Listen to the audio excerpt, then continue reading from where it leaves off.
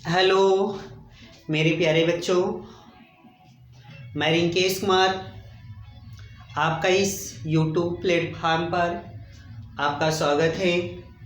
आज हम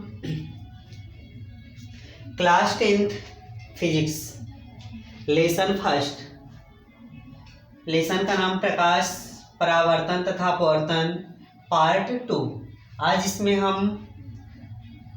इसमें कुछ हेडिंग को हम डिस्कशन करेंगे। हमने फर्स्ट पार्ट में 4-5 हेडिंग वहाँ पे डिस्कस किया था। आज उसी के आगे से हम डिस्कस करते हैं। टाइम को ध्यान में रखते हुए हम उसी के आगे से बढ़ते हैं। हमारा हेडिंग दिया हुआ है प्रकाश का परावर्तन, यानी कहने का मतलब है प्रकाश का जो परावर्तन था उसी से रिलेटेड हमारा एक हेडिंग बनता है परावर्तन के नियम, यानी परावर्तन के क्या क्या नियम होते हैं उस नियम को हम डिस्कस करेंगे। तो हम जानते हैं, बता सकते हैं हम, परावर्तन जो प्रकाश का परावर्तन होता है इसके 2 नियम माने जाते हैं। प्रकाश का परावर्तन के 2 नियम होते हैं। प्रकाश के परावर्तन का जो पहला नियम होता है यह बोलता है जो परावर्तन यानी जो आपतन कोण आई होता है, आपतन कोण आई जो होता है यह परावर्तन कोण यानी आर के का होता है इक्वल माना जाता है, यानी यह आर के मान के बराबर माना जाता है। फर्स्ट रूल यह बोलता है प्रकाश का परावर्तन में जो आपतन कोण आई बनता है यह परावर्तन कोण स्मॉल आर के बराबर माना जाता है। सेकेंड नियम इसका बोलता है यानी किसी बिंदु पर आपतित किरण जो बना और जो यहाँ से परावर्तित किरण बना और जो यहाँ पे हमने एक अभिलंब डाला, ये तीनों एक ही तल में यानी तीनों एक ही बिंदु पर होते हैं। इसे ही हम परावर्तन का नियम कहते हैं। यानी जो आपतन कोण बना, आपतित किरण बना, ये आपतित किरण जो बना, जो यहाँ पे परावर्तित किरण बना प्लस जो यहाँ पे अभिलंब हमने n1 n2 करके डाला, ये तीनों एक ही तल में होते हैं। इसे ही हम परावर्तन का दूसरा नियम कहते हैं। परावर्तन के कितने नियम होते हैं? 2 नियम होते हैं। पहला नियम बनेगा जो आपतन कोण आई होता है परावर्तन कोण आर के बराबर माना जाता है। सेकेंड नियम होता है आपतित किरण जो होता है तथा परावर्तित किरण जो होता है और अभिलंब जो होते हैं ये तीनों एक ही तल में होते हैं। ये प्रकाश का परावर्तन का दूसरा नियम बना।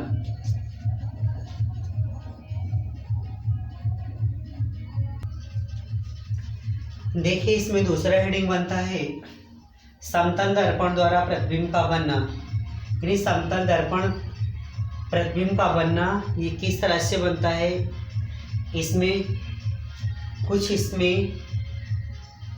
पॉइंट बनते हैं उनको हम समझेंगे। यानी समतल दर्पण द्वारा प्रतिबिंब कैसे कैसे बनता है। तो इसका जो पहला पॉइंट होता है यानी जो पहला पार्ट है समतल दर्पण, इनमें जो बना प्रतिबिंब होता है यानी समतल दर्पण द्वारा जो बना प्रतिबिंब होता है, यह जो होता है हमारा पहला जो पॉइंट होता है सीधा और आभासी होता है, सीधा और आभासी होता है। यानी पहला पॉइंट हमारा बना समतल दर्पण द्वारा जो बना प्रतिबिंब होता है वह सीधा और आभासी होता है। और सेकेंड पॉइंट इसका बनेगा समतल दर्पण, समतल दर्पण द्वारा समतल दर्पण जो होता है इसमें जो वस्तु की साइज होती है, यानी यहाँ पे जो प्रतिबिंब की साइज होती है वह वस्तु की साइज के बराबर होती है। यानी यहाँ पे जो प्रतिबिंब की साइज होती है, प्रतिबिंब की जो साइज होती है जो प्रतिबिंब का साइज यानी प्रतिबिंब का जो आकार होता है, प्रतिबिंब का आकार ये वस्तु के आकार का बराबर होता है, वस्तु के आकार के बराबर होता है। यानी समतल दर्पण में जो प्रतिबिंब का आकार बनता है वस्तु के आकार के बराबर माना जाता है। इसमें तीसरा पॉइंट होता है यानी समतल दर्पण में जो वस्तु समतल दर्पण में जो प्रतिबिंब दर्पण के अंदर जितनी दूरी पर बनेगी वस्तु दर्पण के सामने उतनी ही दूरी पर होगा। यानी कहने का मतलब है समतल यानी समतल जो दर्पण है, समतल दर्पण में वस्तु प्रतिबिंब जो होता है यानी प्रतिबिंब जो होता है दर्पण के अंदर प्रतिबिंब जो होता है, प्रतिबिंब दर्पण के अंदर जितनी दूरी पर रहेगा, जितनी दूरी पर बनेगा वस्तु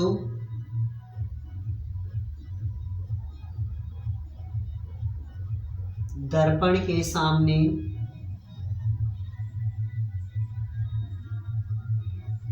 उतनी ही दूरी पर होगा। यानी कहने का मतलब है प्रतिबिंब जो होता है समतल दर्पण में जो प्रतिबिंब होता है यह दर्पण के अंदर जितनी दूरी पर बनेगा वस्तु जो है दर्पण के सामने जो होगा, दर्पण के सामने ये हमारा ये दर्पण बना और दर्पण के सामने वस्तु उतनी ही दूरी पर रखा रहेगा। ये हमारा तीसरा पॉइंट बनता है।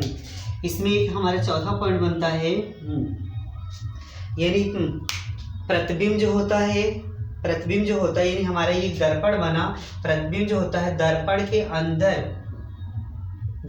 अंदर जितनी दूर पर रहेगा अब वस्तु जो है उतनी ही दर्पण के सामने उतनी ही दूरी पर रहेगा।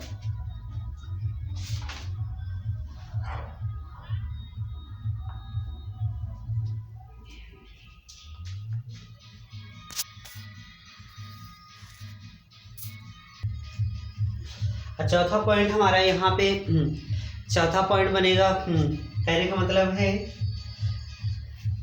प्रतिबिंब में यानी दर्पण के अंदर जो प्रतिबिंब होता है उसका जो दायां सिरा होता है और दर्पण से बाहर रखी वस्तु के बाएं सिरे के बराबर होता है। यानी प्रतिबिंब जो होता है यानी यहाँ पे एक मान लीजिए हम प्रतिबिंब यानी इमेज मानते हैं, यहाँ पे वास्तविक यानी वर्चुअल मानते हैं। यानी इसके अंदर इसका जो दायां सिरा होगा यानी यहाँ वर्चुअल जो होगा इसका राइट सिरे के बराबर होगा, यानी दायां जो होगा राइट के बराबर होगा। इमेज में जो राइट होगा वर्चुअल में ये जो होगा लेफ्ट के बराबर होगा। यानी कहने का मतलब है प्रतिबिंब के जो दर्पण होगा, दर्पण के अंदर जो प्रतिबिंब होगा उसका जो लेफ्ट सिरा होगा दर्पण से बाहर रखी वस्तु का दायां सिरा के बराबर काम करता है या दायां सिरा माना जाता है। और उसी तरह से प्रतिबिंब का जो दायां सिरा होता है वस्तु का बायां सिरा के बराबर होता है। यह दोनों एक पार्श्व दर्पण का काम करते हैं, यह एक प्रकार से पार्श्व दर्पण का काम करते हैं। यानी इतने हमारे पॉइंट बनते हैं। समतल दर्पण द्वारा प्रतिबिंब का बनना, यह सीधा आभासी होता है। समतल दर्पण में जो प्रतिबिंब बनता है सीधा और आभासी होता है, पहला पॉइंट बना। सेकेंड पॉइंट बनता है समतल दर्पण में जो प्रतिबिंब का आकार होता है वस्तु के आकार के बराबर माना जाता है। तीसरा पॉइंट बना समतल दर्पण द्वारा जो प्रतिबिंब होता है दर्पण के अंदर यानी प्रतिबिंब जो होगा दर्पण के अंदर जितनी दूरी पर होगा दर्पण के सामने वस्तु जो हो दर्पण के सामने उतनी ही दूरी पर होगा। ये बना। एक चौथा पॉइंट में होता है दर्पण के अंदर जो इमेज बनती है, जो प्रतिबिंब बनता है उसका जो बायां सिरा होता है दर्पण के बाहर रखी वस्तु के दाएं सिरे के बराबर माना जाता है। दर्पण के सामने दर्पण के अंदर यानी जो प्रतिबिंब होता है उसका जो दाहिना सिरा होता है दर्पण के बाहर जो वस्तु का बायां सिरा, ये दोनों आपस में बराबर माने जाते हैं। यह एक प्रकार के पार्श्व दर्पण का काम करता है। इस तरह से ये हमारा हेडिंग कंप्लीट होता है। एक दो बार वीडियो को ध्यान से समझिएगा, इसमें जितना भी हमने पॉइंट लिखाया है सारे पॉइंट क्लियर हो जाएंगे।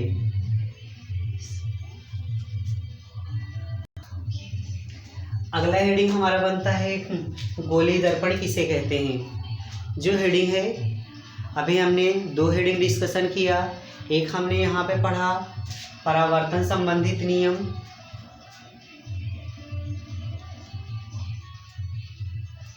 और दूसरा हेडिंग हमने पढ़ा समतल दर्पण पर जो प्रतिबिंब बनता है वो किस तरह से काम करता है। नेक्स्ट हेडिंग हमारा है गोली दर्पण किसे कहते हैं। यानी इसमें हम बोलेंगे, यहाँ पे हम कांच का कटा हुआ एक खोखला गोला लेते हैं। यानी कांच का कटा हुआ एक हम खोखला गोला लेते हैं। यह कैसा होता है, यह कांच का बना हुआ यानी कांच का कटा हुआ एक खोखला गोला लेते हैं।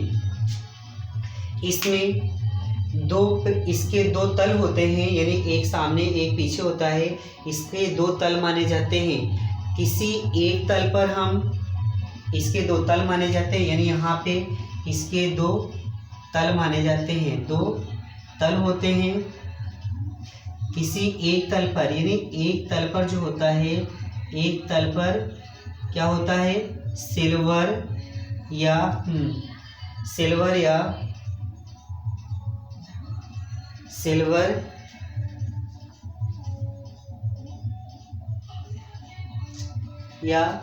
मरकरी यानी Hg।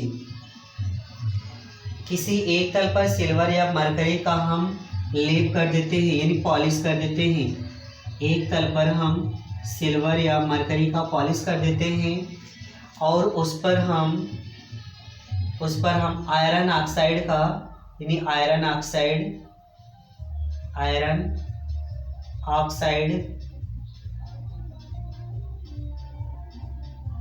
ऑक्साइड का लाल पेंट कर देते हैं।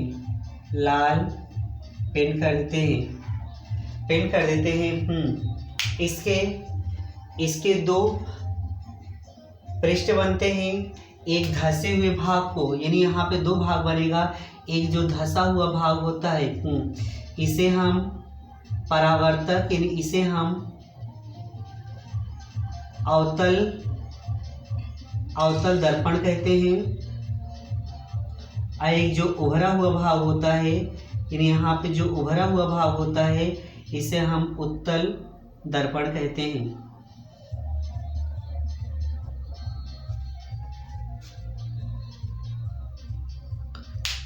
यानी यहाँ पे हम समझेंगे गोली दर्पण किसे कहते हैं। यहाँ पे कांच का कटा हुआ एक हम खोखला गोला लेते हैं जिसके दो तल बने होते हैं। किसी एक तल पर हम जो सिल्वर या किसका मरकरी का हम पॉलिश कर देते हैं। कोई एक तल होगा जिस पर हम सिल्वर तथा मरकरी का पॉलिश कर देते हैं और इसी पर हम आयरन ऑक्साइड का लाल पेंट कर देते हैं। इसके जो दो पृष्ठ बनते हैं, किसी एक धंसे हुए भाग को हम अवतल पृष्ठ या अवतल दर्पण के नाम से जानते हैं और उभरे हुए भाग को हम उत्तल दर्पण के नाम से जानते हैं। इस तरह से हमारा ये गोली दर्पण का हेडिंग कंप्लीट होता है।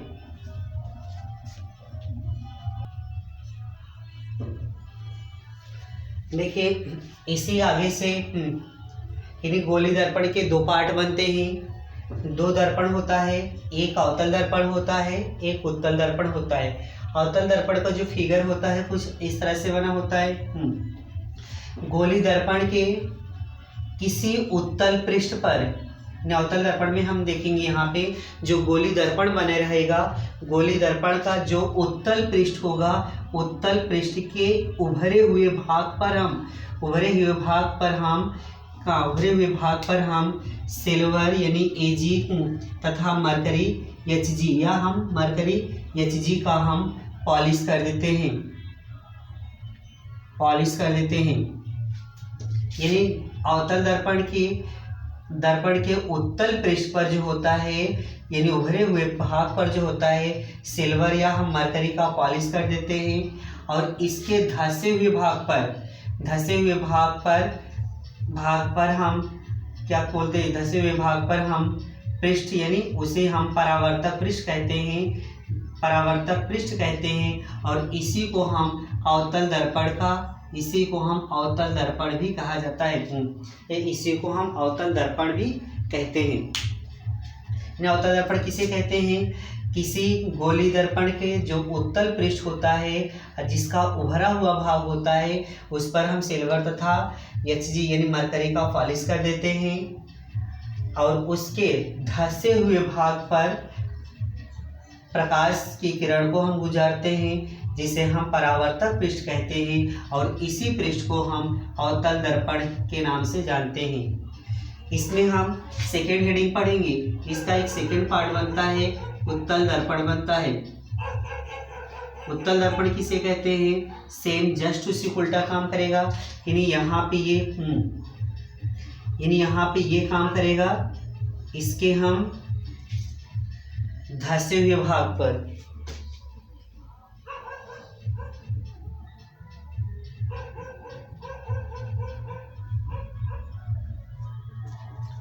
यानी इसके हम दबे हुए भाग पर, धंसे हुए भाग पर, यानी जिसे हम कहते हैं अवतल पृष्ठ, ये अवतल पृष्ठ काम करेगा। अवतल पृष्ठ, यहाँ पे धंसा भाग, धंसा भाग, यानी कहने का मतलब है उत्तल दर्पण में किसी गोली दर्पण के अवतल पृष्ठ, ये पृष्ठ काम करेगा, अवतल पृष्ठ पर या उसके धंसे हुए भाग में हम क्या करते हैं, यानी Hg या Ag या Hg का हम पॉलिश कर देते हैं। इसका हम पॉलिश कर दिए, यानी हम मरकरी या सिल्वर का हम पॉलिश कर देते हैं और इसके उभरे हुए भाग को परावर्तक पृष्ठ कहते हैं।